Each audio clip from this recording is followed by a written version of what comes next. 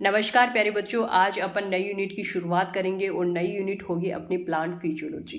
हिंदी में इसे कहते हैं पादप कार्य की। फर्स्ट ग्रेड के सिलेबस के अकॉर्डिंग पढ़ रहे हैं और फर्स्ट ग्रेड के सिलेबस के अकॉर्डिंग ये ग्रेजुएशन लेवल की आपकी 7वें नंबर की यूनिट है।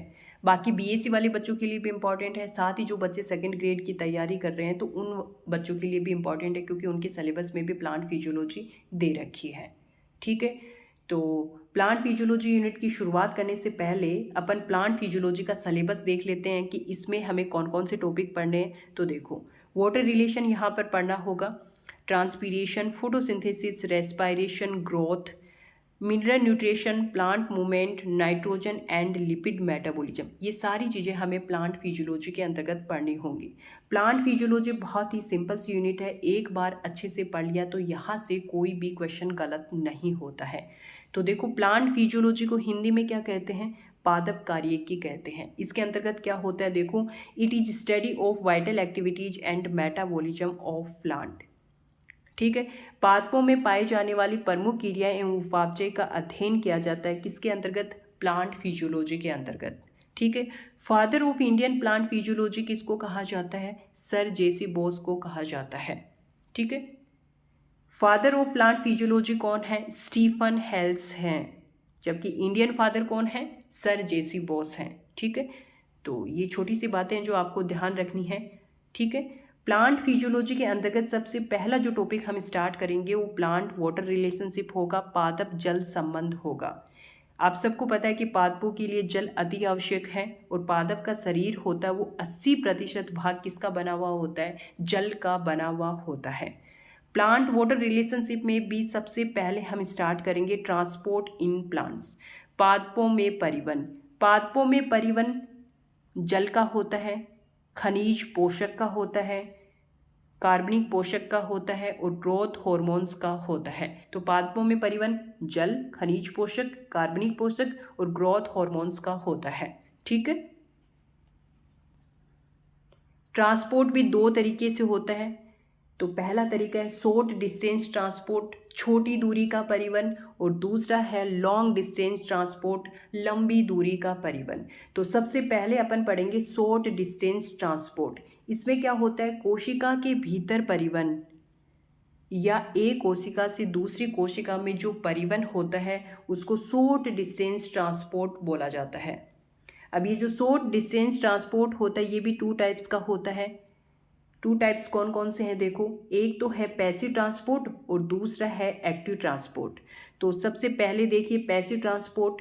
इसमें क्या होता है? Movement occur from high concentration to low concentration, यानी जो मूवमेंट होता है वो उच्च सांद्रता से निम्न सांद्रता की तरफ होता है, वो क्या कहलाता है? पैसिव ट्रांसपोर्ट कहलाता है, निष्क्रिय परिवहन कहलाता है। अगर मूवमेंट हाई कंसंट्रेशन से लो कंसंट्रेशन की तरफ होता है तो वहाँ पर ऊर्जा की आवश्यकता नहीं होती है, ध्यान रखना, या फिर लिख लेना, यहाँ पर ऊर्जा का प्रयोग नहीं होता है। ठीक है, अब ये जो पैसिव ट्रांसपोर्ट है ये भी 2 तरीके का होता है, सिंपल डिफ्यूजन, सरल विसरण, और फैसिलिटेटेड डिफ्यूजन, सुसादे विसरण। और दूसरा कौन सा था टाइप? एक्टिव ट्रांसपोर्ट था। एक्टिव ट्रांसपोर्ट को हिंदी में कहते हैं सक्रिय परिवहन। इसमें क्या होता है? जो मूवमेंट होता है वो लो कंसंट्रेशन से हाई कंसंट्रेशन की तरफ होता है, यानी कम सांद्रता से अधिक सांद्रता की तरफ जो मूवमेंट होता है वो एक्टिव ट्रांसपोर्ट के अंतर्गत आता है। ठीक है, यहाँ पर ऊर्जा का प्रयोग होगा, जबकि पैसिव ट्रांसपोर्ट में ऊर्जा का प्रयोग नहीं होता। क्यों नहीं होता? क्योंकि कंसंट्रेशन हाई कंसंट्रेशन से लो कंसंट्रेशन की तरफ होता है क्या? मूवमेंट। ठीक है, अब इन सबको अपन डिटेल से पढ़ेंगे, सिंपल डिफ्यूजन, फैसिलिटेटेड डिफ्यूजन, लेकिन इससे पहले अपन लॉन्ग डिस्टेंस ट्रांसपोर्ट को पढ़ लेते हैं। हिंदी में इसे कहते हैं लंबी दूरी का परिवहन। लॉन्ग डिस्टेंस ट्रांसपोर्ट को ट्रांसलोकेशन भी कहते हैं। तो ये ध्यान रखना, लॉन्ग डिस्टेंस ट्रांसपोर्ट सहवन ऊतकों के द्वारा होता है, यानी वेस्कुलर टिश्यूज के द्वारा होता है। बहुत इंपॉर्टेंट है, किसके द्वारा होता है? वेस्कुलर टिश्यूज के द्वारा होता है। वेस्कुलर टिश्यूज में जाइलम और फ्लोएम आएंगे। तो सबसे पहले अपन जाइलम के बारे में पढ़ते हैं। जाइलम के द्वारा जल का परिवहन होता है। ठीक है, ध्यान रखना, बहुत ही छोटी सी बात है, बच्चे यहाँ पर कंफ्यूज होते हैं। जाइलम यानी जय और जय जल, यानी जाइलम के द्वारा किसका परिवहन होता है? जल के द्वारा होता है। जाइलम के द्वारा ट्रांसपोर्ट होता है वो एक दिशीय होता है यानी यूनी डायरेक्शनल होता है। जैसे ये क्या है? ये प्लांट है, ठीक है, ये इसकी क्या है? लीफ है। तो यहाँ से वाटर का ट्रांसपोर्ट यानी रूट से वाटर का ट्रांसपोर्ट कहाँ होता है? लीफ की तरफ होता है, पत्ती की तरफ होता है, एक दिशीय होता है, ठीक है। फ्लोएम के द्वारा फूड का ट्रांसपोर्ट होता है, ठीक है, और फ्लोएम के द्वारा ट्रांसपोर्ट बाई डायरेक्शनल होता है। ध्यान रखना, फ्लोएम फै और फै से जैसे फल, और फल को अपन क्या कहते हैं? फूड कहते हैं। इस तरीके से आप इसको याद रख लेना।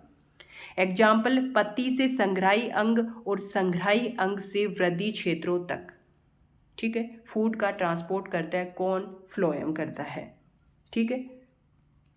यानी लीव टू स्टोरेज ऑर्गन और storage organ to growing reason.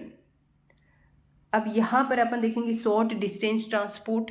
Short distance transport में पैसिव ट्रांसपोर्ट था, जिसको ये डेफिनेशन हमने देख ली। पैसिव ट्रांसपोर्ट में क्या होता है भाई? जो मूवमेंट होता है वो हाई कंसंट्रेशन से लो कंसंट्रेशन की तरफ होता है और वहाँ पर एनर्जी की आवश्यकता नहीं होती है। तो पैसिव ट्रांसपोर्ट भी दो तरीके का था, सिंपल डिफ्यूजन और फैसिलिटेटेड डिफ्यूजन। तो सबसे पहले अपन पढ़ेंगे सिंपल डिफ्यूजन यानी सरल विसरण।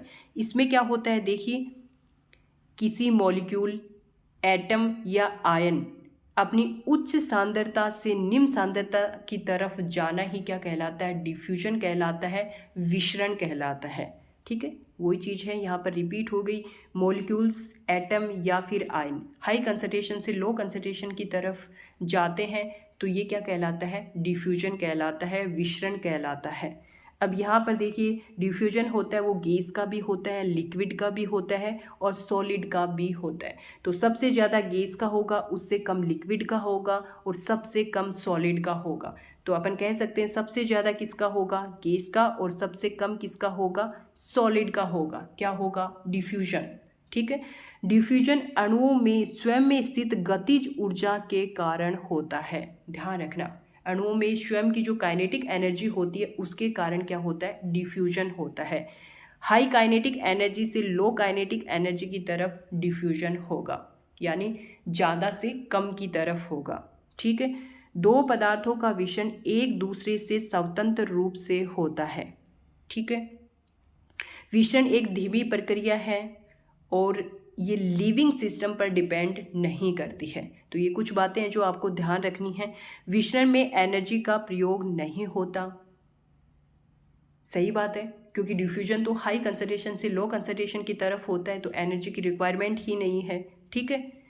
विषण तब तक चलता रहता है जब तक कि डायनेमिक इक्विलिब्रियम यानी गतिक संतुलन स्थापित ना हो जाए। एक बार अगर संतुलन स्थापित हो गया तो दोनों दिशाओं की नेट गति क्या हो जाएगी?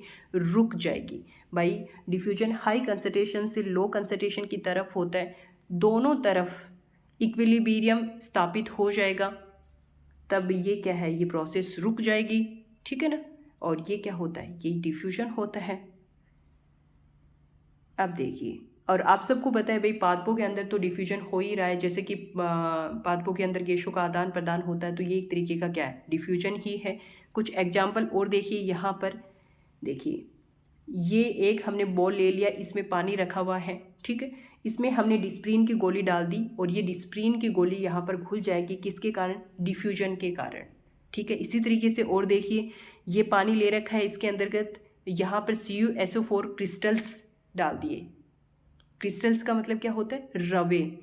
CuSO4 के क्रिस्टल इस पानी में डाल दिए और इस पानी का कलर हो जाता है बिल्विस कलर, किसके कारण? डिफ्यूजन के कारण, ठीक है। और यहाँ पर ये पानी ले रखा है, KMnO4 क्रिस्टल्स के टुकड़े यहाँ पर डाल दिए और ये घुल जाएंगे, किसके कारण? डिफ्यूजन के कारण, और पानी का कलर हो जाएगा रेडिश पर्पल, ठीक है। और डिफ्यूजन में झिल्ली की आवश्यकता नहीं होती है, ठीक है। तो ये था, शुरुआत की है आज हमने प्लांट फिजियोलॉजी की, और इस वीडियो लेक्चर में इतना ही। जय हिंद, जय भारत।